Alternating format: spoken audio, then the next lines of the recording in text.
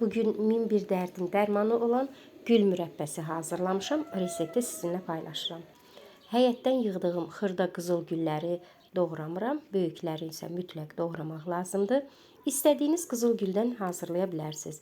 Gördüyünüz kimi mən tünd rəngli qızıl güldən hazırlayıram. Qızıl gül ləçəkləri şirin və suludursa, bundan qızıl gül mürəbbəsi bişirmək olar. Qazana 2 litr su əlavə edirəm.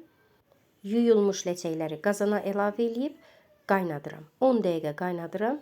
Ləçəklər yumşaldıqdan sonra sudan götürürəm. Həmin suyu süzüb 2 litr suyun içərisinə 2 kiloqram şəkər tozu əlavə edirəm və yığdığım ləçəkləri də şərbətə əlavə edirəm. Hər 100 qram ləçək üçün bizə 1 kiloqram şəkər tozu və 1 litr su lazımdır. Təqribən 20 dəqiqə qaynadıram. Çox qaynatmağa ehtiyac yoxdur. Şərbət qatılaşanda artıq mürəbbəmiz hazırdır.